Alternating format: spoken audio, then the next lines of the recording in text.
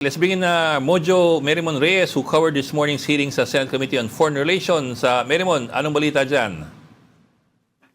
Bok, sa March, Bok, Ami, magandang hapon. Ayon kay Senate Committee on Foreign Relations Chair, Senator Erwin Tulfo, by March 11, inaasahan na may next hearing ang committee patungkol naman ito sa excise tax. Pero kanina, sa naging pagdinig ngayong araw, ibinahagi ni Department of Migrant Workers Secretary Hans Leo Kakdak na itong repatriation efforts na gagawin magsisimula and possibly umabot ito ng a month or two.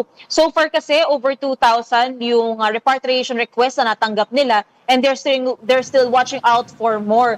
Pero so far, tuloy-tuloy daw yung kanilang contingency efforts, yung pag-o-offer on-site ng basic necessities, food, water, shelter, transportation needs, psychosocial, medical services, and kung ano pa raw yung mga pangangailangan dito. Ang sinabi rin ng Secretary Kakdak, nagpapasalamat siya sa Emirates kasi yung commercial flights nito, dalawa pala, isa kahapon at isang flight kaninang umaga ang dumating at nagdala ng more or less 200 na mga Pilipino, 70 dito ay mga OFW. Natukoy na rin daw nila yung mga safe na land crossing borders, natukoy na rin nila yung temporary relocation sites kung kakailanganin, meeting points, exit points, at dahil nga sarado or limited ang airspace, ito ang land crossing borders for land transportation options.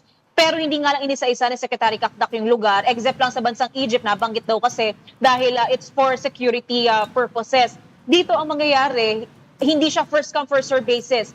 Titignan nila yung mga lugar na kakailanganin nila, kumbaga yung risk nakakailanganin ng ilikas ang mga Pilipino. Pero they'll also be considering yung mga repatriation requests and i-consolidate naman daw nila ito. So rest assured naman na itong mga Pilipino na mangangailangan ng assistance at yung mga gusto nang makabalik ng Pilipinas, lahat naman daw yun may contact sila sa mga Filipino community sa lahat daw ng bansang apektado in the Middle East. Bukod dyan, ang sinasabi niya is naka-ready na ang mga ahensya sa kanilang mga programa para sa mga Pilipinong babalik dito. So that includes financial education literacy, test na courses, scholarship options sa mga loans, housing, yung ibang mga pangangailangan pa on employment, on entrepreneurship.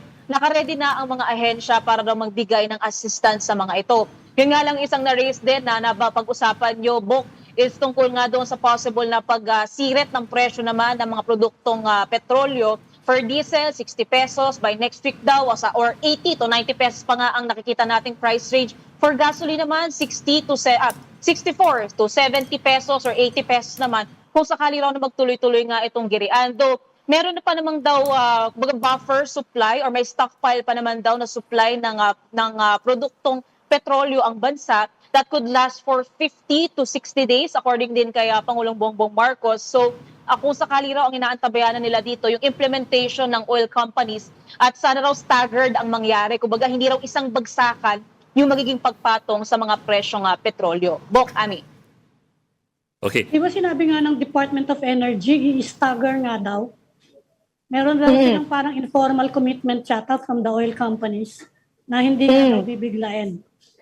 Ami, ang sabi nga lang din kanina ni Director Rino Abad, aabangan pa rin daw nila yung implementation ng oil companies at sana nga raw lahat talaga mag-cooperate talaga dito. Yun nga lang medyo nagkaroon din ng back and forth talaga doon sa computation, pero ang sinasabi kasi dito, for example, sa case ng diesel, kung over $38 per barrel daw yung naging increase, per dollar kasi ang epekto sa presyo natin, sa pump price natin dito is 0.4 centavos to 0.5 centavos. So, ibig sabihin doon, 18 pesos ang pwede maging patong.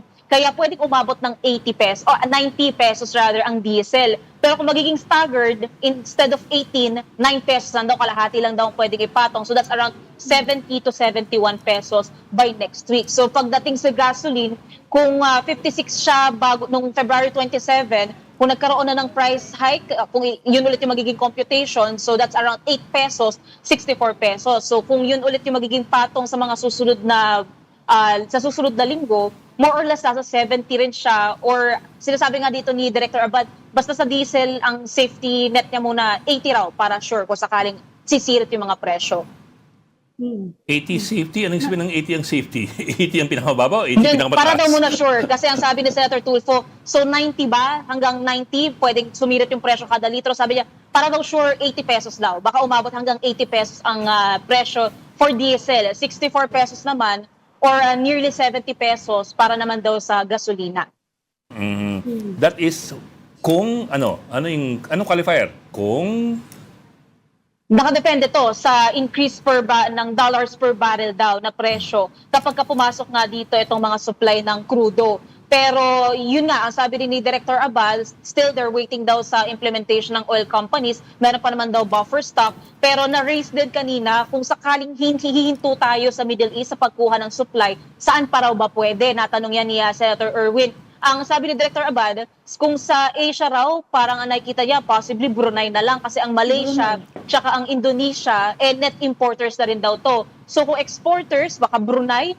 For outside Asia, US, China, Russia, Latin America, Africa. Pero ang tanong din dito ni Director Abad, kung kakayanin daw ba nitong isupply yung millions of barrels na kinakailangan daw ng Pilipinas on a daily basis. Anong sabi? Kaya naman yung kaya lang malayo.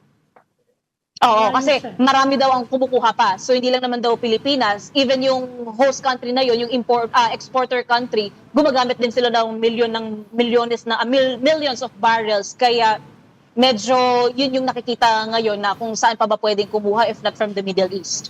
actually, if I recall correctly, the biggest oil producers are not the Middle East countries. It's actually Russia Venezuela, and the di ba? US.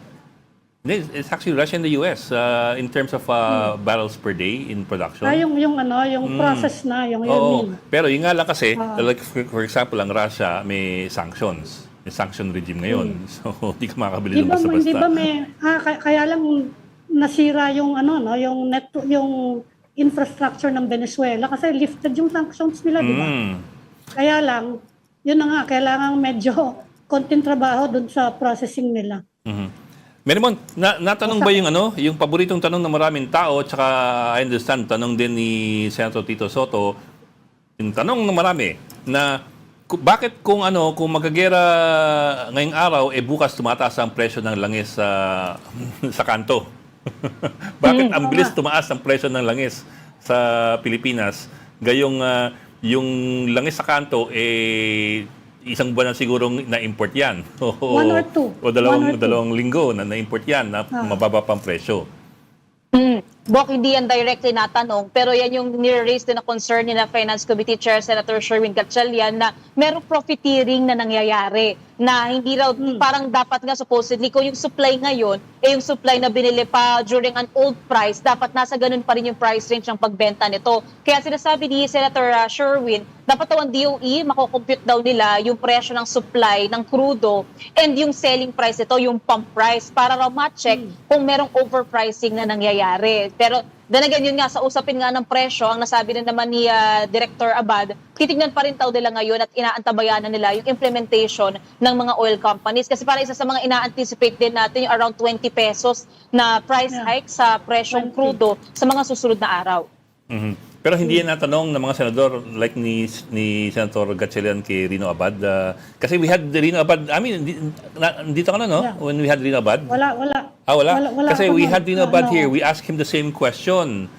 Sir, paano yung papaliwanag yun? Bakit una, may 30 plus days na reserva dapat ng Pilipinas at ang mga oil companies locally. Tapos yun nga, yung mga gasolina, yung mga Bakit bilis-bilis produktong tumaas? yan, nabili yan nung mababa pa ang presyo. Bakit ang bilis ng taas? Sumasabay. Ang sabi niya ganito, I was wondering how the senators felt about the explanation. Ang sabi niya sa atin ganito, nung isang araw, hindi practical na i-measure o i-calculate ng gobyerno kung yung binibenta ngayon langis, magkano ang binili nung panahong in-import yan. Dahil you have 140,000 gas stations daw. You have too much to monitor. So, by their own agreement daw between the government and the oil companies, kung tumaas ang presyo abroad, tataas din ang presyo dito sa Pilipinas. Kung bumaba ang presyo abroad, bababa ang presyo sa Pilipinas. Kumbaga, sumasabay-sabay lang. Yan ang kanyang paliwanag. The other explanation, of course, is that what they actually look at in the Philippines is the replenishment cost. Ibig sabihin, binibenta sa iyo yung gasolina sa presyo kung saan, Mababa. magkano Pagbili, mahal ang na. gagastusin ko para bumili ng kapalit. Not the cost of buying the product, but the cost of replenishing or replacing it. Para simple lang. Oo. Para Kasi simple yung computation. ang sabi ni Lino Abad, hindi kaya ng gobyerno natin yung real-time monitoring na yung ilang bariles dumating, magkano binenta yan? Magkano binili yan? So magkano bibenta? Hindi daw nila kaya yung ganun. So I'm wondering lang kung napag-usapan yan in any way at kung acceptable yan na paliwanag sa mga mga ekonomista sa Senado. Like si Senator Gatchalian and si Senator, wala pala si Recto, no? Si Win Gatchalian. Bok, actually sa na-monitor natin, hindi natin kasi narinig na natalakay yun. Pero babalikan natin. Pero so far, pagdating sa fuel prices, ito talaga yung nasabi ni Director Abad na iba raw kasi yung situation ngayon, kaya hindi raw malabo or hindi malayo sa kaalaman na maaaring tumaas daw talaga ang presyo ng krudo, ng petrolyo, ng gasolina, o kaya naman ng diesel. Yeah. Given naman yun, tataas naman lang yung presyo eh. Ang tanong ng marami lang bakit Gaano kalaki? Tsaka kailan? Ang bilis-bilis. Oo. So, yun ang mga tanong. Anyway, one more question, Bok, from me. Tapos si Ami, kung meron pa iba. Yung excise taxes na usapan, sabi mo nga, March 11 pag-uusapan pa, next week pa yun. Pero napag-uusapan na ba kung anong proposal ng Malacanang sa Senado o sa Kongreso, kung ano ang gusto ng Malacanang? Complete suspension ba or partial suspension lamang? Magbabawas lang ba ng excise tax o yung buo ay i-suspend? Bok, dito kasi sa Senado, iba-iba yung sinasabi ng ilang mga senador. For example, kay Senator Gatchalian, ang sinasabi niya 30 billion pesos per month or 300 billion pesos per year ang maaaring mawala sa pondo raw ng bansa kapag ginawa yung pagtanggal ng excise tax. So ang sinasabi niya, itap daw ang contingency fund ng Pangulo kahit around 3 billion pesos para mabigay na rin daw yung fuel subsidies. Pagdating naman dito kay Senator Joel Villanueva, kasi yung ilan sa mga senador nag-file sila ng panukalang batas, yung kay Senator Joel, ito yung ino-authorize ang Pangulo upon the recommendation ng Department of Finance at ng Energy Departments to suspend or reduce excise on gasoline and diesel when average prices reach or exceed $80 per barrel. Kay Senator Bam naman, yung Senate bill niya naman, granting the President authority to suspend excise tax on oil products during national and global emergencies. Sa magkapatid naman na Cayetano, yung bill naman na final nila, ito automatically suspend or reduce the excise taxes on fuel amid spikes in global oil prices triggered by tensions in the Middle East. So once global oil prices hit a specific threshold, so that's around $80 per barrel, magkakaroon ng suspension or reduction, and ito naman ay automatically malilift din daw kapag yung condition ay no longer present. For Senator Erwin Tulfo, may final din siya na bill. So this is the temporary suspension of excise tax and reduction of VAT on oil products. So this will automatically take place or take effect kapag yung presyo ng crude oil ay umabot ng $80 per barrel. So iba-iba yung nagiging suwestyon nila dito. Kaya nga sabi rin ni Senator Tulfo, by next week, by March 11, inaasahan din natin na mas matatalakay pa ito dito sa Senado. Although mukhang may agreement naman dun sa $80 threshold.